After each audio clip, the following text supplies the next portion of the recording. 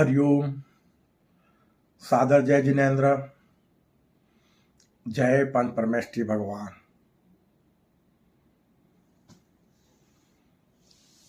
बंधुओं, राम रहीम ईसा गुरु नानक, राम रहीम ईसा गुरु नानक, लेते हैं हम सबका नाम। हिंदू मुस्लिम सिख ईसाई जन जन को देंगे पैगाम। जाति धर्म संप्रदायवाद के नाम पर, जाति धर्म संप्रदायवाद के नाम पर मानव धर्म और ना हो बदनाम। हम सबका स्वामी एक है, जो चाहो ले लो उसका नाम, जो चाहो ले लो उसका नाम। बंधुओं, कल की ज्ञान सागर कहता है कि वेद गीता बाइबल कुरान पुराण गुरु ग्रंथ सर्व धर्म समाये जिसमें, वो है कल की ज्ञान सागर ग्रंथ।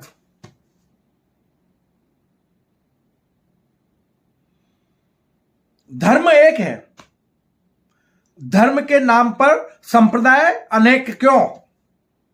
और अनेक संप्रदाय बन जाने के कारण धर्म के नाम पर आज हमारी कर्म भूमि पर, हमारी धरती पर पाप का बोझ अत्यधिक बढ़ चुका है।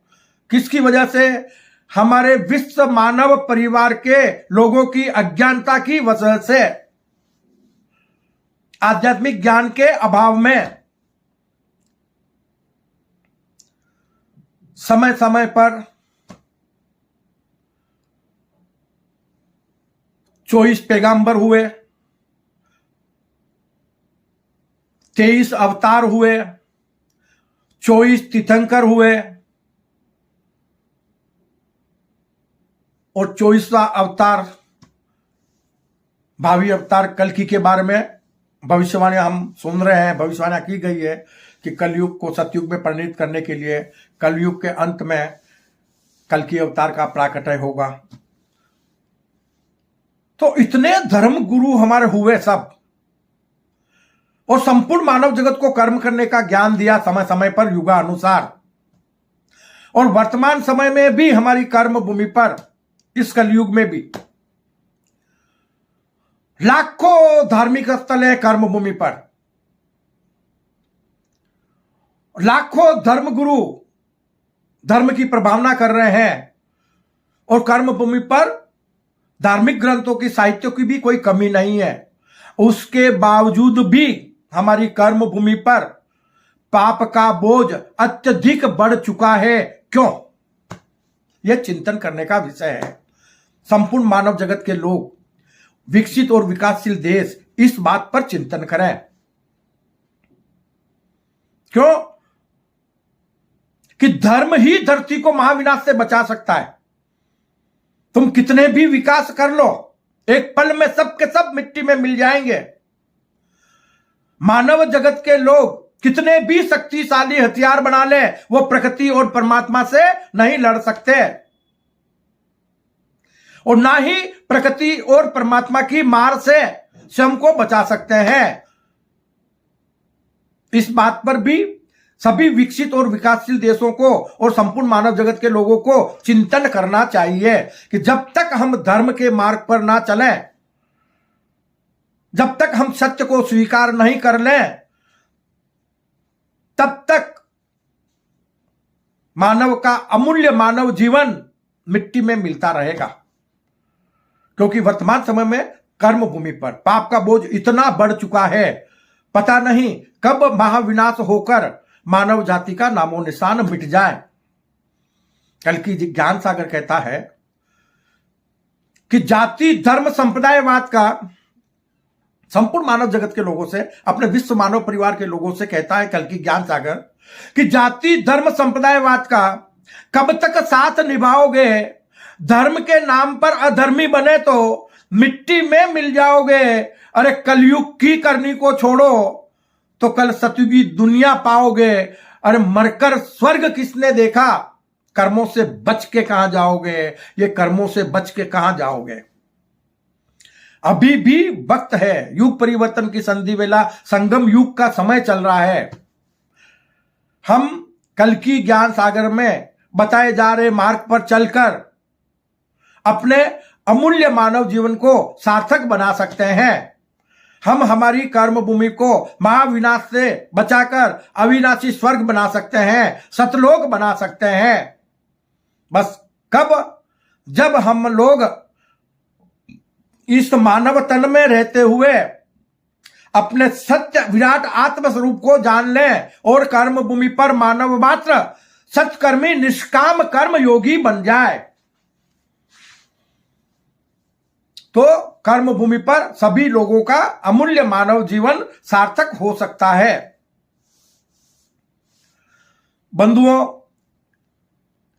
अवतार के बारे में हम आपको बताते हैं कि परम सत्य दैविक महाशक्ति सिर्फ एक है, बाकी सब के सब माया है। एक कौन है? सगुण परब्रह्म अर्धनारीश्वर स्वरूप, जिन्हें शिव शक्ति कहा गया है, जिन्हें अदर संप्रदायों में, ईसाई धर्म में आदम ईव कहा गया है, इस्लाम धर्म में आदम हवा कहा गया है।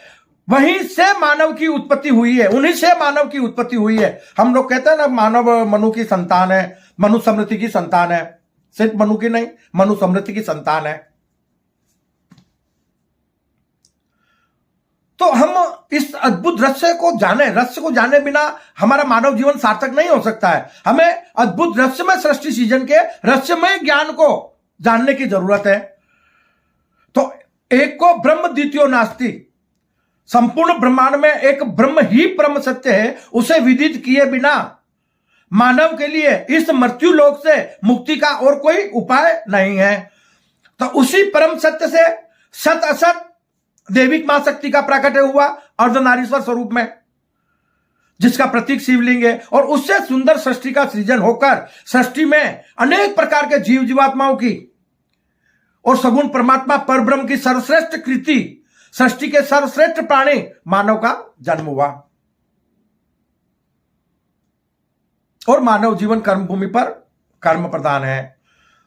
सृष्टि के 84 लाख जीवों में 83,99,999 योनि के जीव जहां जो मिला खा पी लेते हैं और धरती माता की गोद में शयन कर लेते हैं। उनके जीवन का कोई मकसद नहीं होता। सिर्फ एक मानव ही ऐसा प्राणी है जो साक्षात कर्म भूमि पर सगुण परमात्मा पर ब्रह्म का साकार रूप है और निर्गुण ईश्वर का सगुण स्वरूप है।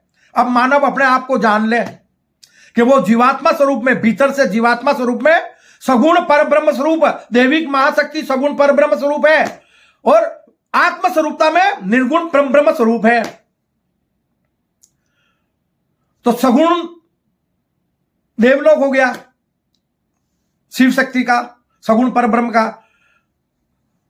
निर्गुण ब्रह्म संपूर्ण ब्रह्मांड के स्वामी है, उनका विराट स्वरूप है। और कर्म भूमि मानव के लिए क्यों बनी है, मनुष्य रूपी जीवात्मा के लिए क्यों बनी है कि मनुष्य रूपी जीवात्मा देवलोक से कर्म भूमि पर अवतरित होकर अपने सगुण स्वरूप को त्याग कर अपने सत्य स्वरूप को, अपने विराट आत्म स्वरूप को जान ले और विराट आत्म स्वरूपता में संपूर्ण ब्रह्मांड का स्वामी बनकर शाश्वत सुख को प्राप्त करे। मरकर किसी को स्वर्ग मोक्ष नहीं जाना है, जीते जी इसी मानव तन में रहकर आपको स्वर्ग की प्राप्ति हो सकती है, मोक्ष रूपी शाश्वत सुख की प्राप्ति हो सकती है। यह कहता है कल की ज्ञान सागर। तो बंधुओं, कल की अवतार के बारे में कई भविष्यवाणियां की गई है, वो सारी भविष्यवाणियां तुलनात्मक है। सारी भविष्यवाणियां तुलनात्मक है, तुलना की गई है, तुलनात्मक है वो। तो उसमें बताया गया, जैसे हाथ में तलवार बताई गई है, सफेद घोड़े पर सवार बताया गया है। तो सफेद घोड़ा शांति का प्रतीक है, हाथ में तलवार अहिंसा का प्रतीक है। वो ज्ञान रूपी तलवार ज्ञान द्वारा प्रभु संपूर्ण मानव जगत के लोगों के मन मस्तिष्क में तामसिक प्रवृत्तियों का नाश करेंगे। तो हमें चिंतन करना होगा कि अवतार किसे कहते हैं। हम 24 अवतार हरि विष्णु के मानते हैं। हरि विष्णु कौन है? शिव शक्ति का मायावी स्वरूप है। शिव शक्ति ने यानी सगुण पर ब्रह्म ने सुंदर सृष्टि का सृजन करने के लिए, सृष्टि का विस्तार करने के लिए अपनी इच्छा शक्ति से ब्रह्मा, महेश और विष्णु को स्थापित किया और उन्हीं के साथ में माता शक्ति द्वारा सरस्वती, महालक्ष्मी और पार्वती को स्थापित किया गया। दोनों हुए अर्धनारीश्वर स्वरूप तीनों, और वहीं से अनेक प्रकार के देवी देवताओं की उत्पत्ति होकर और सृष्टि में अनेक प्रकार के जीव जीवात्माओं की उत्पत्ति होकर और मानव की उत्पत्ति हुई। और मानव जीवन कर्म प्रधान है। तो हम राम, भगवान राम बोलते हैं हम लोग, कर्मयोगी राम को, और कर्मयोगी कृष्ण, भगवान कृष्ण। बाबा हम कृष्ण जो है वही राम है और राम जो है वही कृष्ण है। क्यों? वो तो हरि विष्णु के अवतार है। तो हम 24 अवतारों को अलग अलग क्यों पूजें? ये ज्ञान कहता है कल की ज्ञान सागर कि जो विष्णु है वही तो ये कृष्ण और राम है। और विष्णु कौन है? विष्णु सगुण परब्रह्म का मायावी रूप है। तो फिर भी हम माया को भी क्यों पूजना? हम सत्य को पूजे। तो जब हमको सत्य को पूजना है तो वो कौन है? हमारे परम माता पिता परमात्मा। तो उन्हें क्या करना है कि हमें नमन करना है, उनके द्वारा बताए गए मार्ग पर चलना है। तो हमें सगुण परब्रह्म से कर्म भूमि पर स्वर्ग सुख का आनंद मिलता है अगर हम सत्कर्मी बन जाएं। सत्कर्मी बनने का ज्ञान कौन देते हैं? माता पिता, कि बेटा सत्कर्म करो, सुखी रहो। और शाश्वत सुख पाने का, ये मन कभी दुखी ना हो, तेरे मेरे के भाव इसमें ना आए, वो ज्ञान कौन देता है? निर्गुण परम ब्रह्म, परम गुरुवर, विराट आत्म स्वरूप हमें बनने का ज्ञान देते हैं कि बेटा तुम्हारा जो सत्य स्वरूप है, इस तन में रहते हुए आप देह भाव को त्याग कर विदेही भाव में विराट आत्म स्वरूप बन जाओ, तो आप संपूर्ण ब्रह्मांड के स्वामी बन जाएंगे। आपको शाश्वत सुख की प्राप्ति होगी। क्यों? कि जहां मानव मैं से मुक्त हो गया तो फिर जन्म किसका हुआ, मरण किसका हुआ, और कौन किसका है? क्यों? कि यहां मैं है ही नहीं, जो भी कुछ है प्रभु तेरा तुझको अर्पण। तो ये भाव मानव को शाश्वत सुख प्रदान करते हैं। कहते हैं ना सतयुगी दुनिया में कोई संसारी रिश्ते नहीं होते हैं, और अगर संसारी रिश्ते नहीं है तो मोह माया स्वतः ही खत्म हो जाती है। फिर जो निष्काम कर्म योगी होते हैं उनकी उम्र तो हजारों वर्ष की हो जाती है, तो यह जन्म मरण मिट जाता है। निरोगी काया होती है तो किसी तरह की कोई त्रासदियां नहीं पड़ती। तो प्रभु ने इस तरह की दुनिया बनाने के लिए, इस तरह की सुंदर सृष्टि का सृजन करने के लिए मनुष्य को कर्म भूमि पर जन्म दिया है। सॉरी। तो हम आध्यात्मिकता को समझें। ब्रह्म, आध्यात्म और कर्म, ये तीन बातें हम मनुष्यों के लिए बड़ी महत्वपूर्ण है। ब्रह्म का मतलब ईश्वर के सत्य स्वरूप को जाने। आध्यात्मिक का मतलब आध्यात्म, स्वयं की आत्मा को, स्वयं के सत्य स्वरूप को जाने। हमने ईश्वर के सत्य स्वरूप को जाना कि वो ज्ञान, विज्ञान और आत्मशक्ति स्वरूप है और सिर्फ हमारा परम गुरुवर है। अनेक नाम मत दो उस परम गुरुवर को, बस गुरु के नाम से पुकारो। परम माता पिता परमात्मा है, दैविक मां शक्ति है, वो हमारे जन्मदाता पालनहार है। अब कर्म भूमि पर जब मानव जगत के लोग अज्ञानतावश इस नश्वर भौतिक शरीर के बनकर और भौतिक शरीर के लिए कर्म करने लगते हैं और उनका जीवन त्रासदियों से भर जाता है, तब प्रभु द्वारा कर्म भूमि पर फिर से धर्म की स्थापना व प्रभावना करवाई जाती है। और ऐसा कार्य विगत समय में 24 अवतारों द्वारा, 24 तीर्थंकरों द्वारा और 24 पैगंबरों द्वारा हो चुका है। अब 24वां अवतार कल की अवतार है। और इतनी धर्म की प्रभावना होने के बावजूद भी मानव आज तक अपने सत्य स्वरूप को नहीं जान पाया और अपने मानव जीवन के मूल्य को नहीं समझ पाया कि उसका मकसद इस जीवन का क्या है।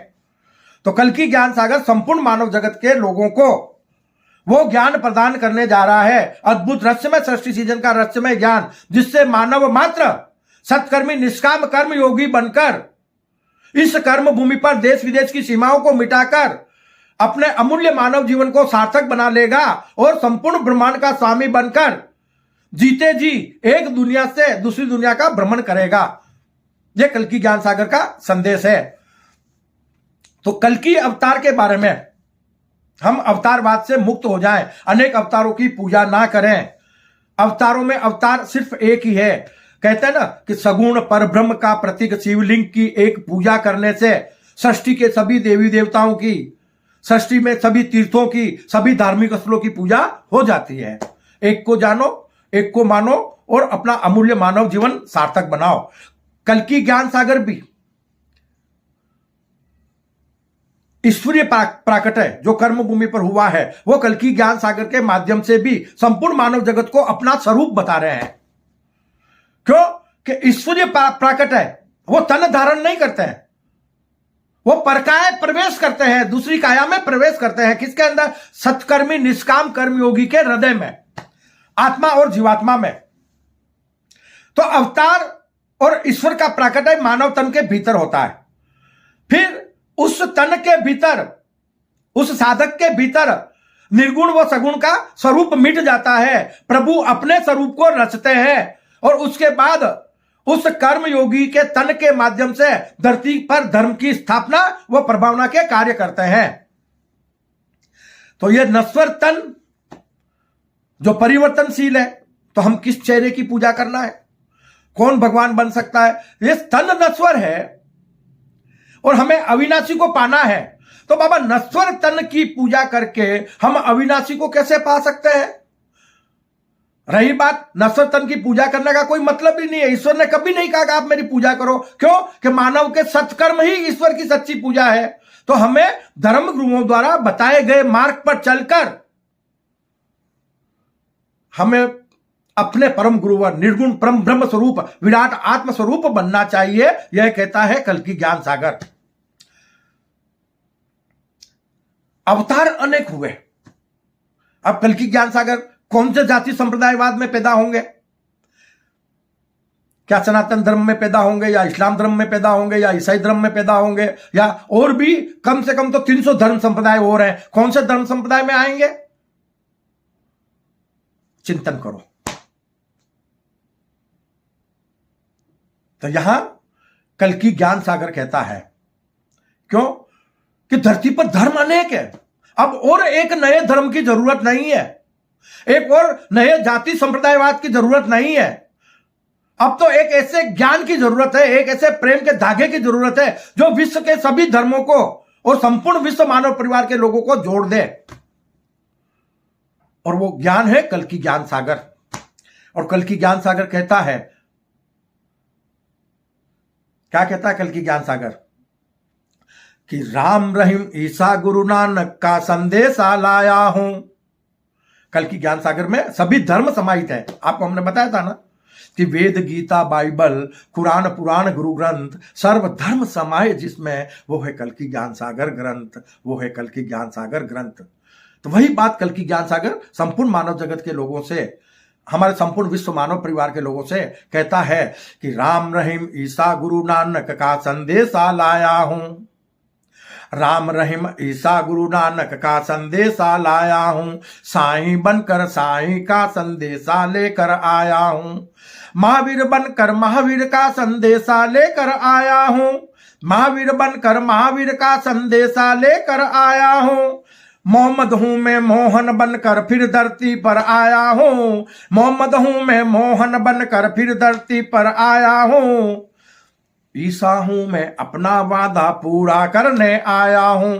ईसा हूं मैं अपना वादा पूरा करने आया हूं। मावजी हूं मैं वागड़ का। यहां हमारे वागड़ प्रांत में एक महान संत हुए थे मावजी महाराज, कृष्ण लीला अवतार के रूप में। जो वृंदावन में कुछ कृष्ण अवतार की लीलाएं बाकी रह गई थी, वो हमारे यहां वागड़ अंचल में पूरी हुई, यानी उनके द्वारा पूरी की गई।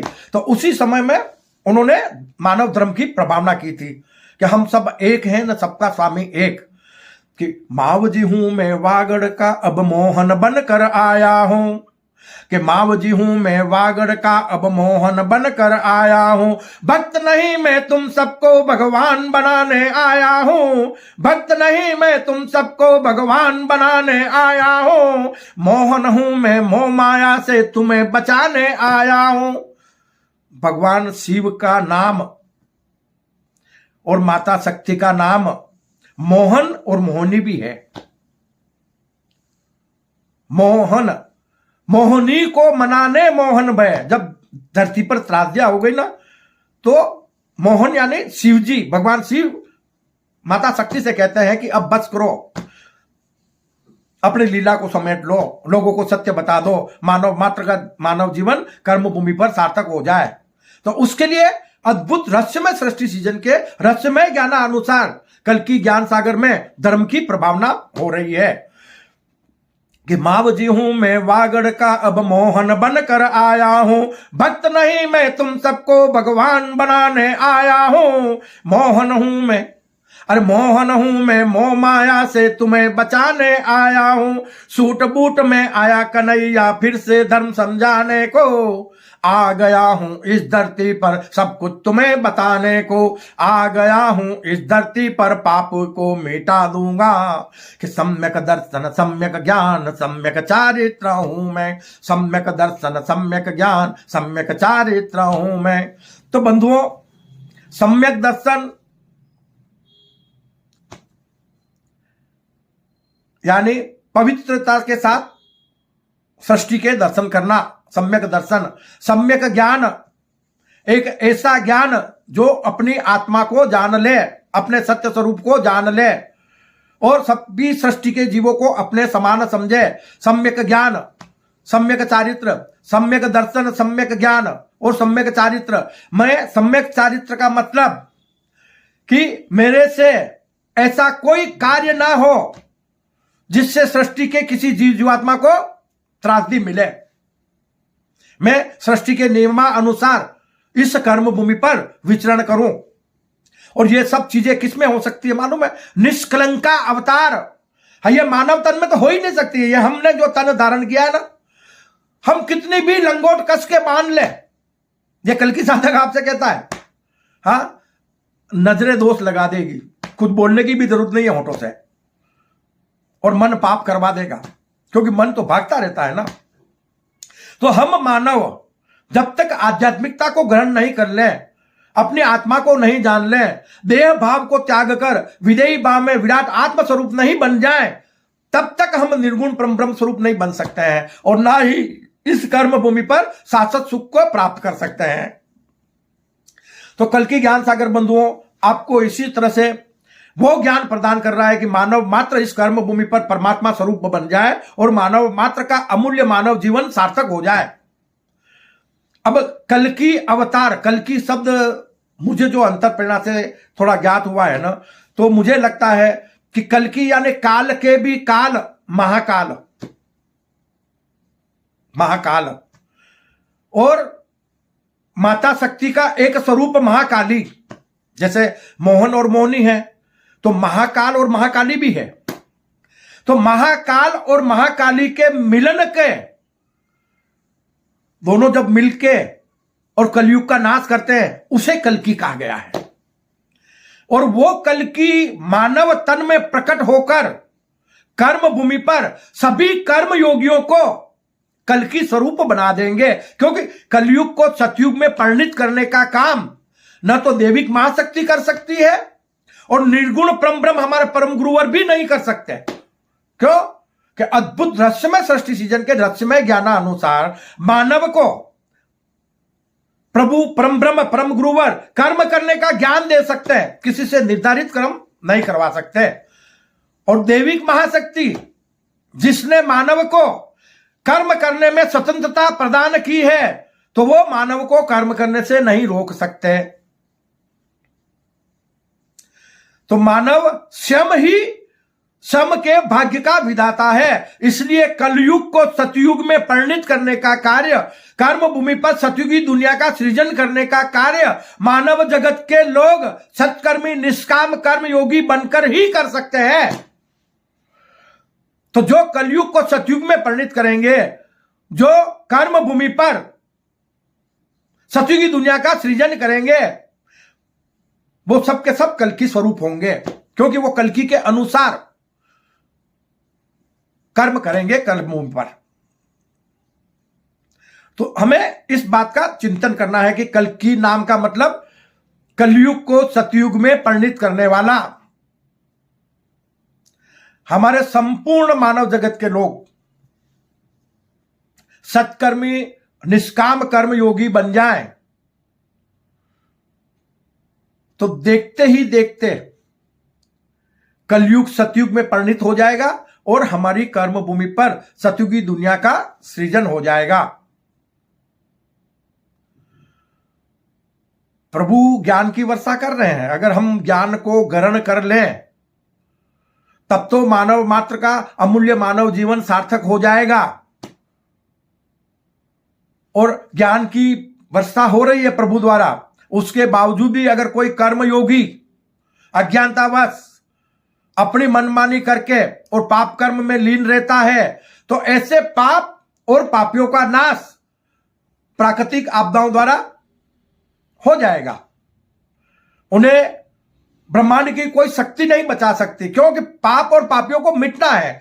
कर्म भूमि पर पाप का बोझ कम होना है, तो यह युग परिवर्तन की संधि वेला है। हम सभी कर्मयोगी ही कर्म भूमि पर कलयुग को सतयुग में परिणित कर सकते हैं। तो इसके लिए संपूर्ण मानव जगत के लोगों को ब्रह्म, आध्यात्म और कर्म, इन तीन बातों पर चिंतन करना होगा।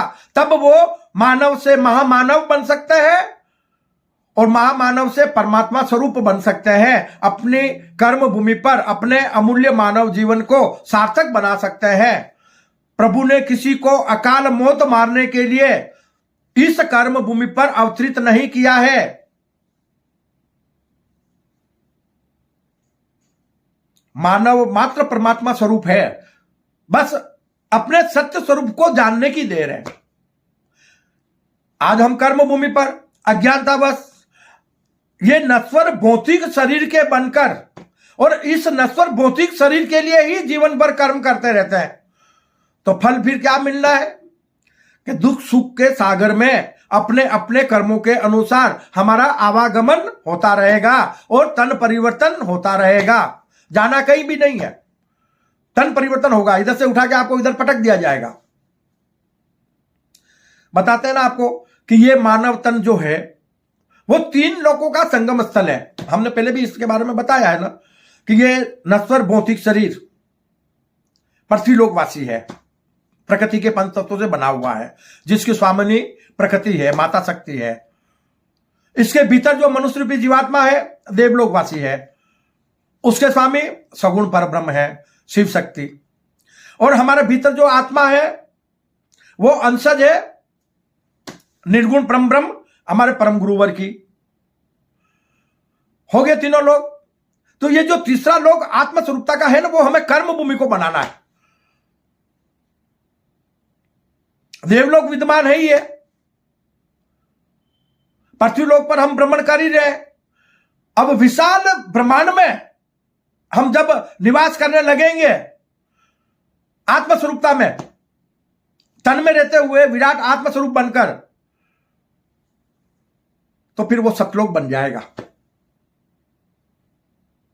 बस कल की ज्ञान सागर से हमें अद्भुत रहस्यमय सृष्टि सृजन के रहस्यमय ज्ञान को ग्रहण करने की जरूरत है। मरकर स्वर्ग किसने देखा? कर्मों से बचकर कहां जाओगे? तो बंधुओं, ऐसे ही हम छोटे छोटे वीडियो के माध्यम से आपको बता रहे हैं कि कल की अवतार के बारे में जो भविष्यवाणियां की गई है, ईश्वर का प्राकट्य हम आपको बता देते हैं। किसी भी अवतार का जन्म इस कर्म भूमि पर आज तक न हुआ है और न ही कभी होगा। यही बात को क्लियर करने के लिए कल की अवतार के बारे में पूर्व से भविष्यवाणियां कर दी गई, मतलब पहले से भविष्यवाणी हो चुकी। आज तक हमारे 23 अवतार हुए, उसके बारे में तो कोई भविष्यवाणी पहले नहीं हुई। तो ये क्या रहस्यमय अवतार है कल की अवतार, जिसके बारे में हमें पहले से बताया गया? तो पहले से बताने का मतलब कि अवतार तन धारण करता है, वो नहीं करता है। तनधारी नहीं होता। वो निराकार है, निराकार रहकर ही अपना कार्य करता है कर्म भूमि पर। क्योंकि जो आत्मा में प्रकट होंगे परम गुरु और ज्ञान स्वरूप, वो भी निराकार हुए।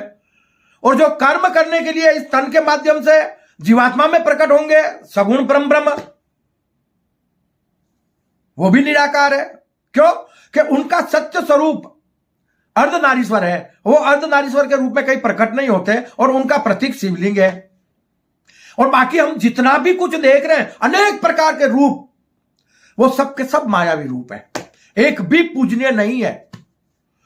यहां तक कि शिवलिंग की पूजा एक मान्य मानी गई है, इसलिए कि वो प्रतीक है हमारे परम माता पिता परमात्मा पर ब्रह्म का। अगर भक्ति मार्ग में हम उसकी पूजा करते हैं तो वो पूजा करना सार्थक है। और ज्ञान मार्ग में हमें निर्गुण परम ब्रह्म की साधना करना चाहिए, उसका योग लगाना चाहिए, उसे जानना चाहिए। तो बंधुओं, ईश्वर को मानने और जानने की जरूरत है, पूजने की नहीं। यह कल्कि ज्ञान सागर कहता है। और यह नश्वर मानव तन कभी पूजनीय नहीं हो सकता। यह एक साधन मात्र है कर्म भूमि पर, जिस पर सवार होकर मनुष्य रूपी जीवात्मा कर्म करता है। इसलिए बंधुओं, अद्भुत रहस्यमय सृष्टि सृजन के रहस्यमय ज्ञानानुसार इस सुंदर सृष्टि को जानो, अपने सत्य स्वरूप को जानो, अपने परम माता पिता परमात्मा के सत्य स्वरूप को जानो, और दिव्य महाशक्ति निर्गुण परम ब्रह्म, जिसे हम अल्लाह ईश्वर कहते हैं, गॉड परमात्मा कहते हैं, उसके सत्य स्वरूप को जानो और अपने अमूल्य मानव जीवन को सार्थक बनाओ। तो बंधुओं, हम कल्कि ज्ञान सागर के माध्यम से, हमारा चैनल कल्कि ज्ञान सागर यूट्यूब चैनल के माध्यम से हम ईश्वरीय ज्ञान की, ईश्वरीय संदेशानुसार कल्कि ज्ञान सागर के माध्यम से आपके बीच प्रभावना कर रहे हैं। तो आप सभी बंधुओं से हम करबद्ध निवेदन करते हैं कि आप कल्कि ज्ञान सागर चैनल को ज्यादा से ज्यादा सब्सक्राइब करावें, लाइक और शेयर करें, जिससे कर्म भूमि पर हमारे विश्व मानव परिवार के बीच ईश्वरीय ज्ञान की कल्कि ज्ञान सागर के माध्यम से जल्द प्रभावना हो सके और हम कलयुग को सतयुग में परिणित कर अपनी कर्म भूमि पर सतयुगी दुनिया का सृजन कर सकें। इसी भावना के साथ अपने संपूर्ण विश्व मानव परिवार के लोगों का कल्याण चाहते हुए मैं अपनी वाणी को विश्राम देता हूं। जय अहिंसा, ओम विश्व शांति, सत्यमेव जयते, सत्यमेव जयते, सत्यमेव जयते।